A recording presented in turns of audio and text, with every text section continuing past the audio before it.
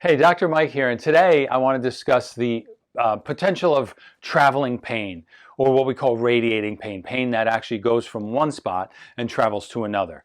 Sometimes it's called referred pain, but in our office we usually typically refer to it as radiating pain. Radiating pain usually is the effect that a nerve will have from being affected or pinched.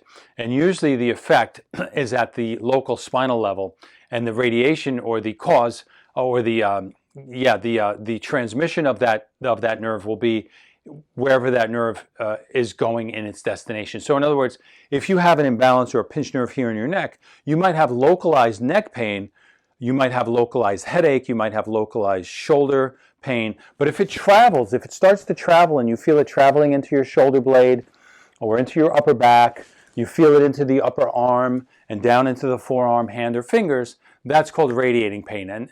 And that, in the low back, we call that sciatic. So everybody's heard of that term, sciatic pain. But sciatic just refers to one nerve, one named nerve in the low back, which comes out of the lower 3 or 4 nerve roots in the lower part of your spine. Very common. Sciatic pain goes down the back of the butt cheek, into the leg, down to the knee, and then it goes below the knee all the way to the foot.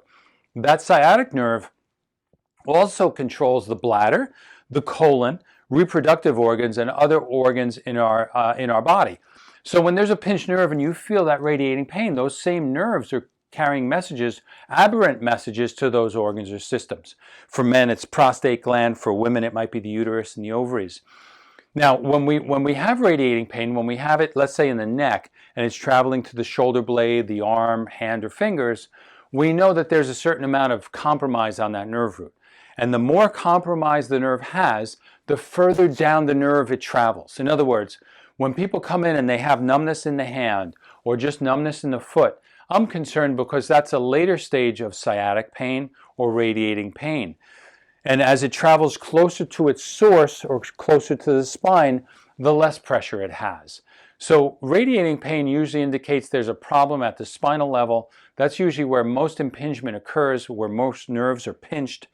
And my job as a chiropractor is to identify not only where that pinch is, but why it's there in the first place. If we could solve those two problems in our first visit, and we usually can because we're really good at doing this, once we know where it is and why it's there, then we can set a course for correction.